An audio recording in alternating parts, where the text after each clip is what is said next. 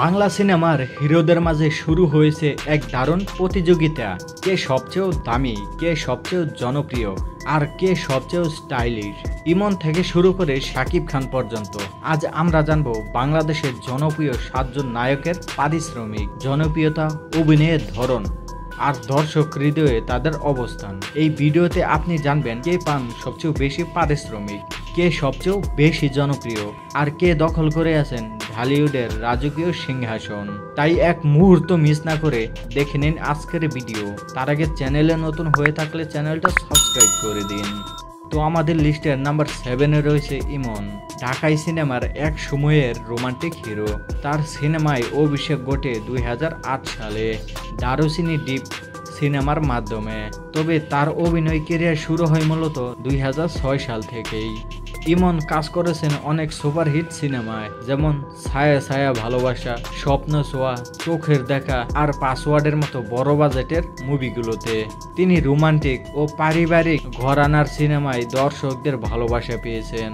বর্তমানে ইমনের পারিশ্রমিক প্রতি সিনেমায় তিনি নিয়ে থাকেন প্রায় 6 থেকে 8 লাখ টাকা।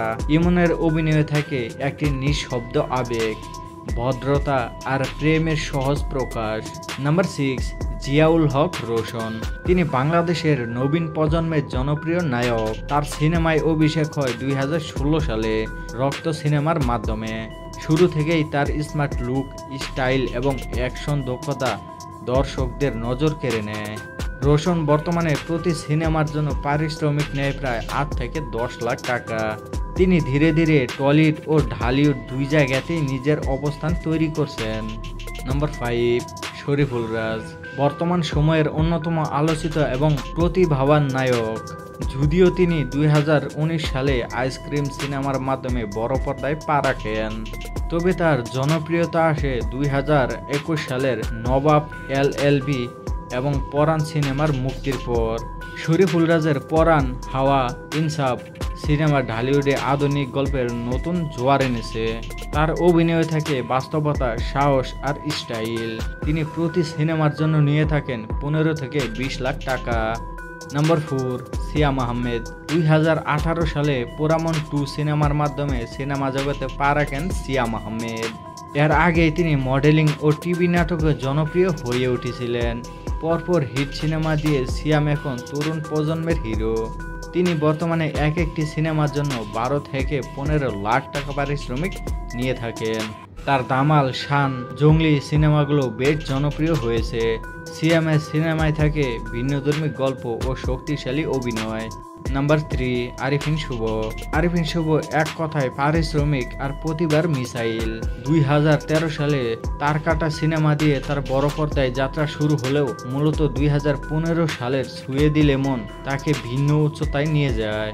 শুভ এখন প্রতি সিনেমার জন্য 20 থেকে 25 লাখ টাকা পারিশ্রমিক নিয়ে থাকেন। 2022 সালের মিশন এক্সট্রিম এবং ব্ল্যাক ওয়ার তার ক্যারিয়ারের নতুন মাইলফলক। তার অ্যাকশন ও দেশপ্রেম ভিত্তিক সিনেমাগুলো দর্শকদের মধ্যে ব্যাপক আলোড়ন সৃষ্টি করেছে। নাম্বার 2, আফরান নিশো। যদিও আফরান নিশো ছোট পর্দার একজন কিংবদন্তি, কিন্তু তার সিনেমার অভিষেক ঘটে 2023 সালে সুড়ঙ্গ সিনেমার মাধ্যমে, যেটি ঈদে সুপারহিট হয়। সেই সিনেমার পর নিশো প্রমাণ করে দেন বড় পর্দাতেও তিনি দাপটের সঙ্গে অভিনয় করতে পারেন। নিশো এখন প্রতি সিনেমায় নেন 25 থেকে 30 লাখ টাকা। তার চাহিদা এতটাই বেশি যে প্রযোজকরা আগেই তার শিডিউল বুক করে রাখেন। নিশোর অভিনয় থাকে বাস্তবতা, আবেগ আর বুদ্ধিদীপ্ত dialogue delivery. Number 1, Shakib Khan. 1999 সালে অনন্ত ভালোবাসা সিনেমার মাধ্যমে যাত্রা শুরু হলেও 2006 থেকে 2015 পর্যন্ত শাকিব খান ছিলেন সিনেমা জগতের রাজা।